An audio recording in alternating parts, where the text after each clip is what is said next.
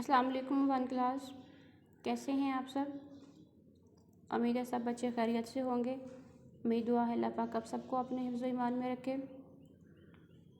उम्मीद है कि जितने लेक्चर भी हो चुके हैं सब बच्चों ने ध्यान से लेक्चर अपने अटेंड किए होंगे और जो काम आपको करने को दिया था सब बच्चों ने काम किया होगा। आज हम नेक्स्ट काम स्टार्ट करते हैं। हम जो सबक पढ़ रहे थे 5 नमाज़ें, कि हमने इस बारे में जाना था कि हमारी जो 5 नमाज़ें हैं वो कौन कौन सी हैं। तो हमने पढ़ा कि हमारी जो 5 नमाज़ें हैं वो हैं फ़जर, ज़ोहर, असर, मगरिब और इशा। फिर हमने साथ साथ उनके टाइम को भी देखा कि जो 5 नमाज़ें हैं इनका टाइम कौन सा होता है, किस वक्त में हमने इन्हें अदा करना होता है। तो हमने पढ़ा था कि फ़जर की नमाज़ जो है वो सुबह सूरज निकलने से पहले पढ़ते हैं। हम अपने कॉलम में देख लेते हैं इसको।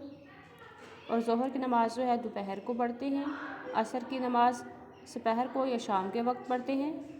मगरिब की नमाज़ सूरज डूबने के बाद पढ़ते हैं और इशा की नमाज़ रात को पढ़ते हैं। तो इस तरह हमें अंदाज़ा हो गया कि हमारी कौन कौन सी 5 नमाज़ें हैं और हम इन्हें किस किस वक्त पे अदा करते हैं। तो इसके हवाले से हमने कल एक नज़म भी पढ़ी थी। नज़म यूँ थी कि सुबह होती है नमाज फ़जर, दोपहर हुई तो आई ज़ोहर, फिर हुआ है वक्त असर, नमाज मगरिब आई बाद असर, रात हुई तो आई इशा, पढ़कर तुम सो नमाज इशा। तो इस तरह नज़म से भी हमने 5 नमाज़ों के नाम भी याद किए और उनका टाइम भी याद किया। आगे हम पढ़ते हैं कि नमाज के मुतालिक ये बातें याद रख कीजिए।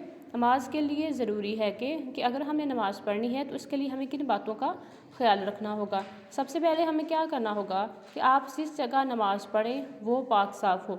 आपने अपने घर में भी देखा होगा कि जब आपके घर वाले या आप खुद जब नमाज़ पढ़ने लगते हैं, जहाँ पर आप अपना जाए नमाज़ बिछाते हैं नमाज़ पढ़ने के लिए जगह बिल्कुल साफ़ होती है।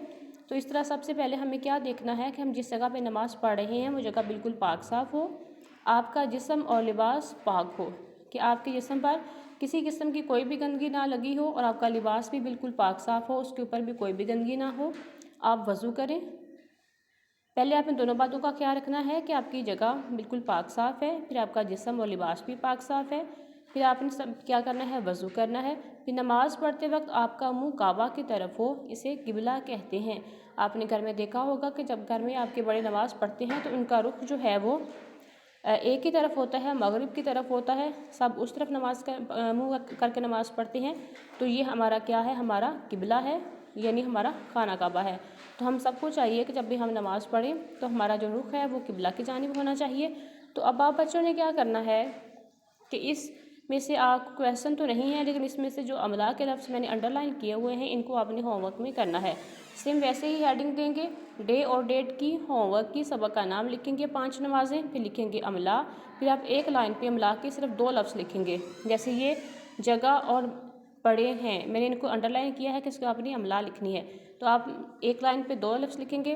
पहले लिखेंगे जगह, फिर काफ़ी सारी स्पेस छोड़ के लिखेंगे पढ़े, फिर नीचे वाली लाइन पे आ जाएंगे एक लाइन छोड़ के पाक, उसके साथ लिखेंगे जिस्म, फिर लाइन छोड़ेंगे, फिर नीचे वाली लाइन पे आ जाएंगे, वहाँ लिखेंगे लिबास, साथ लिखेंगे स्पेस छोड़ के वज़ू, फिर नीचे वाली लाइन छोड़ के फिर नीचे आ जाएंगे, लिखेंगे पहले वक्त, फिर साथ लिखेंगे काबा, थोड़ी स्पेस छोड़ के, फिर एक लाइन छोड़ के नीचे आ जाएंगे, फिर लिखेंगे किबला। इस तरह आपने अपने अमला के लफ्ज़ लिखने हैं सारे। फिर आपने होमवर्क करके साथ साथ आपने किसी एक्स्ट्रा नोटबुक पे लफ्ज़ों को आपने लिख के भी देखना है, ताकि अमला तो आप जस्ट होमवर्क में करेंगे, लेकिन याद करने के लिए कि लफ्ज़ों को कैसे लिखेंगे आपने अलग से नोटबुक पे इसको लिख के देखना है। और इन सब चीज़ों को आपने अच्छे तरीके से याद भी कर लेना है कि जब हम नमाज़ पढ़ते हैं तो हमें किन किन बातों का ख्याल रखना चाहिए। अपना बहुत सारा ख्याल रखना। अल्लाह हाफिज़।